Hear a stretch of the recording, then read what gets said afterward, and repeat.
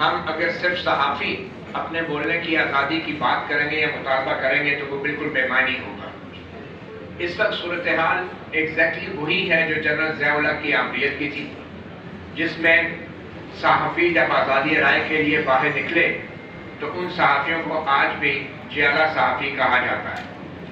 حالانکہ میں یہ نہیں سمجھتا کہ وہ صحافی کسی پارٹی کے حق میں نکلے تھے یا کسی ذوالفقار علی بھٹو نام کی بڑی شخصیت کے حق میں نکلے تھے۔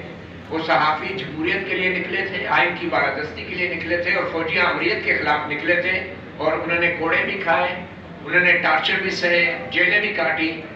ایک چیپٹر ایسا بھی ہے جس میں یہ لکھا ہوا ہے کہ جمہوریت کے کیا فائدے ہیں اور آمریت کے کیا فائدے ہیں، اور آمریت کے 11 فائدے ہیں اور جمہوریت کے 8 فائدے ہیں۔ لہذا اس کتاب کی اپنی ایک اہمیت، یہ وہ جد و جہد جو پاکستان کے صحافیوں نے کی آزادی صحافت کے لیے، اس ملک کے آمرانہ نظام کے خلاف، اس ملک کے سول ملٹری اسٹیبلشمنٹ جس نے قائد اعظم کے تصور کو تبدیل کیا اور جس کی وجہ سے ان کو اس بات کی ضرورت پڑی کہ وہ پریس کو گیگ کریں، پریس پہ کٹکنے لگائیں، اور جیسے کہا گیا کہ پریس کے وہ دوست جو ان کی سوچ کے مطابقت نہیں رکھتے تھے ان کو کمیونسٹ کہہ کے یا غدار کہہ کے لیبل کیا گیا۔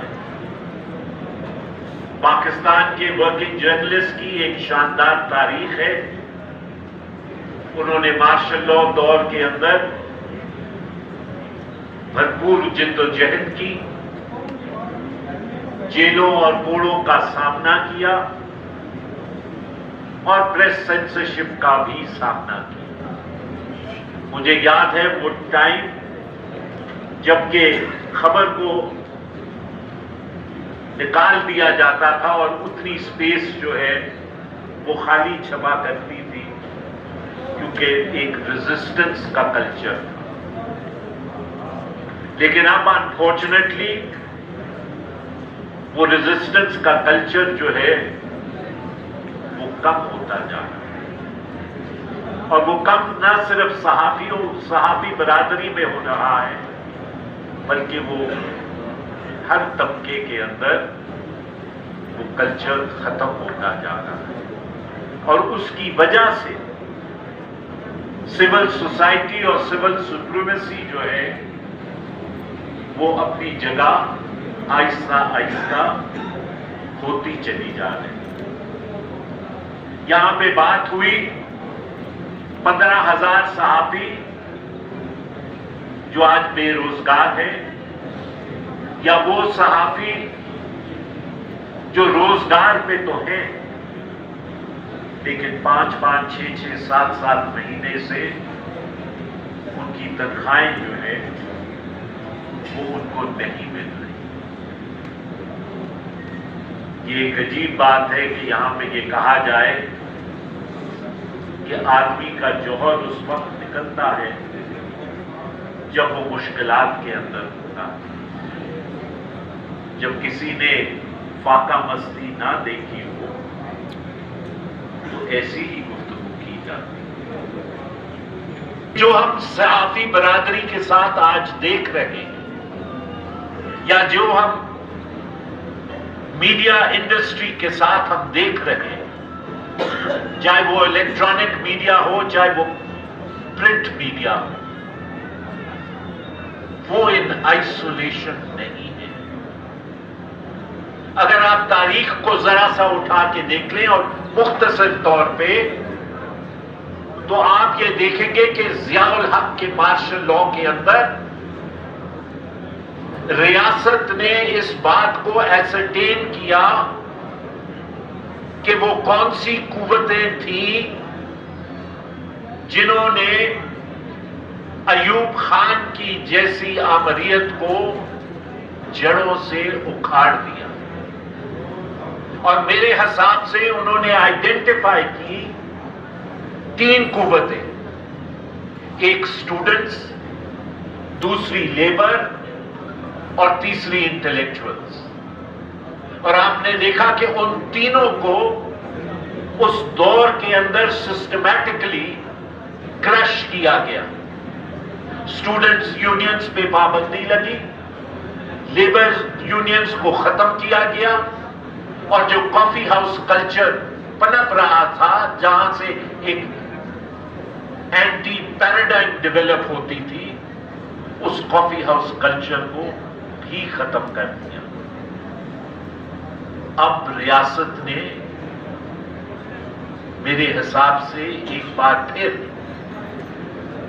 اپنا تجزیہ کیا، اور وہ تجزیہ مشرف کے جانے کے بعد کہ جہاں پہ انہوں نے اتنی انگریس سویلین اداروں پہ حاصل کر لی، تو اس کے بعد مشرف کیسے گیا؟ اس میں جو فورسز آئیڈینٹیفائی ہوئی میرے حساب سے، ایک تو لائرز کمیونٹی، دوسری جوڈیشری، اور تیسری جرنلسٹ۔ اور آپ یہ دیکھ لیں کہ systematically journalist, systematically lawyer community کو بدنام کیا جا رہا ہے، سسٹمیٹکلی جوڈیشری کو، جو انڈیپینڈنٹ ججز تھے، چاہے وہ قاضی فیض عیسیٰ کی شکل میں ہو، چاہے وہ chief justice of the Peshawar high court ہو، جنہوں نے مشرف کے خلاف فیصلہ دیا، یا وہ شوکت صدیقی، سسٹمیٹکلی ان کو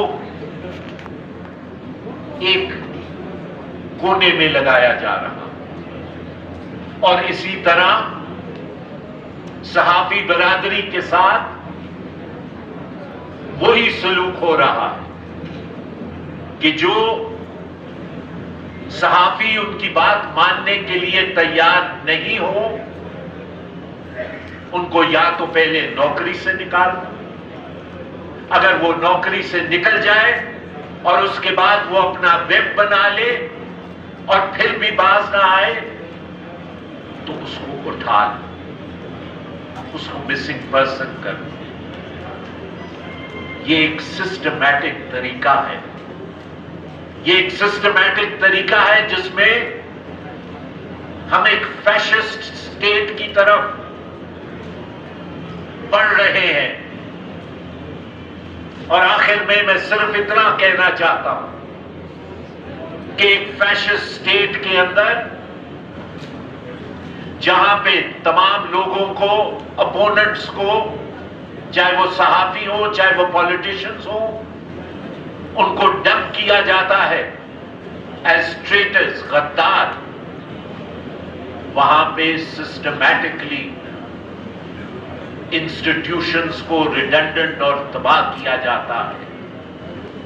اور اگر آپ اٹھا کے دیکھ لیں تو جس طرح نیشنل اسمبلی کو بہت بے توقیر کیا، جو رئیسی کسر تھی سینٹ کی وہ ان پچھلے دنوں میں اس کو پورا کیا۔ جوڈیشری کے بارے میں آپ کو بتا چکا ہوں، جرنلسٹ کے ساتھ یا میڈیا کے ساتھ جو ہو رہا ہے وہ آپ کے سامنے ہے۔ اور اسی طرح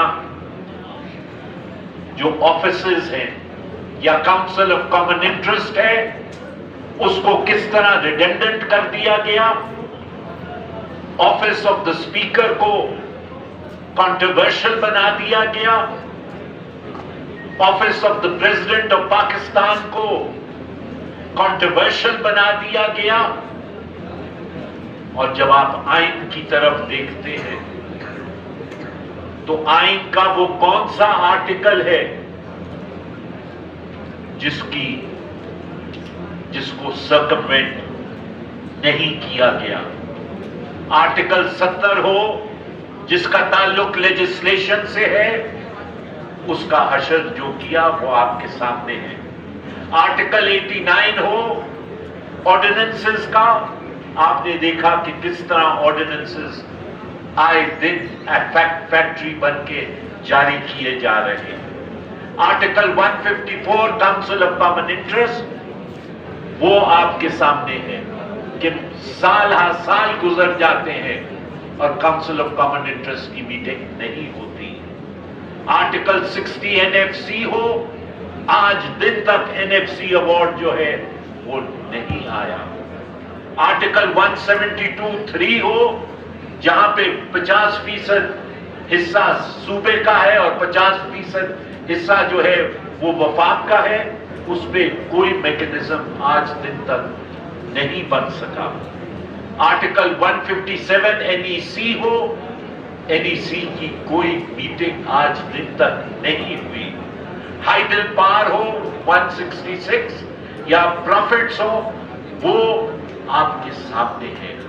तो लिहाजा आइन से लेके अदारों तक हम एक देख रहे हैं बेतौकीरी अदारों की और आइन की, और हम एक फैशिस्ट स्टेट की तरफ बढ़ रहे हैं। और इसमें आपका, मेरा, हम सबका किरदार बनता है। हमने पहले भी आपके साथ मिलके सड़कों के ऊपर, फुटपाथों पे इस जिद्दोजहद को आगे बढ़ाया है। और मुझे पूरा यकीन है कि आइंदा आने वाले दिनों में भी हम सब इकट्ठे होके, और इस वक्त जरूरत है वक्त की कि तमाम डेमोक्रेटिक फोर्सेस, चाहे वो सिविल सोसाइटी में हो, चाहे वो सहाफत में हो, चाहे वो सियासी जमातें हो, वो एक ग्रैंड पीपल्स अलायंस बनाए।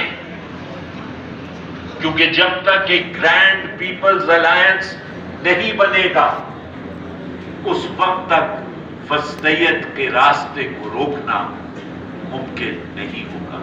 मैं आखिर में एक बार फिर आप तमाम ख़वातीन और हज़रात का और बिलखुसूस PFUJ का शुक्रगुजार हूँ कि उन्हें मुझे ये मौका फराहम किया। शुक्रिया। कि जब हालात बड़े ख़राब होते हैं तो अच्छी सहाफ़त होती है। देखिए, ये हालात ख़राब तो हम बड़े अरसे से देख रहे हैं। यहाँ पे लोग गोलियाँ खा के, कोड़े खा के और अपनी नौकरियाँ गवा के यहाँ पे बैठे हुए हैं। मगर अब ऐसे हालात हो गए हैं कि एक ज़माने में जब हमारे पास पेन होता था वो भी छीन लिया गया है, जो कैमरा होता था वो भी छीन लिया गया है। यानी रूल्स ऑफ द गेम इस जंग के आपने बनाए हैं और उसके तहत हमने निहत्ते लड़ना है। तो इस मुश्किल वक्त में आज सहाफ़त आ चुकी है, जिसका मेरी वालिदा हमेशा ये आपने उनका जिक्र किया और आप उनको याद करते हैं। आप उनको क्यों याद करते हैं आज इतना? इसलिए याद करते हैं कि आज वो साफ आवाज़ नहीं मिलती। आज जब सेडिशन के मुकदमे बनते हैं सहाफ़ियों के ऊपर, तो उनको ढूंढा जाता है कि कौन जाके अदालत में उन सहाफ़ियों को प्रोटेक्ट करेगा। हामिद मीर साहब ने आर्टिकल 19 की बात की। हमारे साथ हमारी जद्दोजहद में हमेशा पाकिस्तान पीपल्स पार्टी के रज़ा रवानी साथ रहे। मगर जब आपने 18वीं तरमीम बनाई तो आज पूछना बिल्कुल एक दुरुस्त है कि जी 18वीं तरमीम बनाते वक्त आपने क्या ये नहीं सोचा कि आर्टिकल 19 को आपको नहीं करना चाहिए रिवाइज? वहां पे आपको बात करने की तो इजाजत है, मगर सिर्फ घर वालों के ऊपर।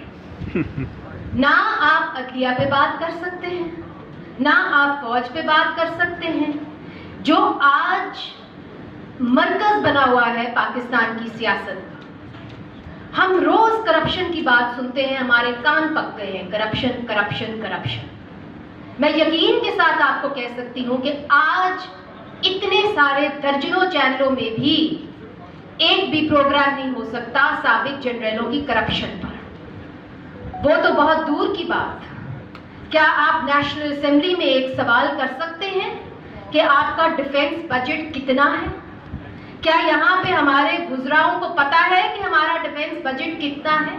क्या जुर्रत है? अगर जुर्रत है तो हम कहेंगे हाँ, आज़ादी इज़हार राय की आज इजाज़त है। क्योंकि मैं ख़वातीन की नुमाइंदगी कर रही हूँ, सहाफ़ियों की, मैं ये आपसे सवाल ज़रूर करूँगी। हमारी ट्रोलिंग होती है और हमें पता है कि कहाँ से ट्रोलिंग होती है और किस किस्म की ट्रोलिंग होती है। पिछले साल औरत मार्च इसी शहर में किया गया। किसने इजाज़त दी कि औरत मार्च के उसी वेन्यू पर लाल मस्जिद वालों को अपना जलसा करने का या अपना प्रोसेशन करने का किसने इजाज़त दी? क्या सोच के ये इजाज़त दी? क्या हमें नहीं पता कि आप किस तरीके से यहाँ की जो लिबरल फोर्सेस हैं या जो ख़वातीन के हक के बारे में बात करना चाह रहे हैं, आप कैसे उनको बज़ल करना चाह रहे हैं? मेरी वालदा हमेशा यकीन करती थी कि ख़वातीन के हकूक़ जमहूरियत से मुंसलिक है। अगर यहाँ पे जमहूरियत पायदार नहीं होगी तो किसी किस्म के कोई हकूक़ नहीं मिलेंगे, चाहे वो सहाफ़ी हो, चाहे वो ख़वातीन। यहाँ पे एहसन इकबाल साहब भी बैठे हुए हैं, शायद खाकान अब्बासी साहब भी आ गए हैं।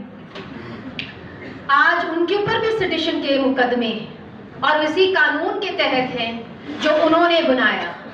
उस वक्त वो हुकूमत में थे और एक वफद गया था, यहाँ पे नकी साहब बैठे हुए हैं, human rights commission of Pakistan का, और उन्होंने कहा कि आप ये पीका का लॉ ना बनाएं, क्योंकि पाकिस्तान के अंदर अनफॉर्चुनेटली कवानीन बनते हैं तो वो लोगों की राइट्स को क्रश करने के लिए बनते हैं, वो हमारी हिफाजत के लिए नहीं बनते हैं। और वही हुआ, जो हमारे सहाफ़ी हैं उनका गला या उनकी ज़ुबानें जो है निकाली जाती हैं इसी कानून के तहत। सेडिशन के मुकदमे आज दर्जनों सहाफ़ियों के खिलाफ हैं। आज भी हमें इस सवाल का जवाब नहीं मिला कि मतीउल्लाह जान को किसने उठाया, कौन लेके गया। मैं सिर्फ ये कहना चाहती हूँ यहाँ पे कि जो सहाफ़ियों की जद्दोजहद है उसके लिए हमारे अपने बाएं बाजू बहुत हैं, मगर मैं एक इल्तिजा करना चाहती हूँ कि आर्टिकल 19 के ऊपर गौर व फिक्र करें, क्योंकि अगर वही इदारे जो सियासत कर रहे हैं उनके ऊपर तनकीद नहीं हो पाएगी या उनको अकाउंटेबल ठहराया नहीं जा सकेगा, तो मैं समझती हूँ कि यहाँ पे किसी किस्म की अकाउंटेबिलिटी नहीं हो सकती। बहुत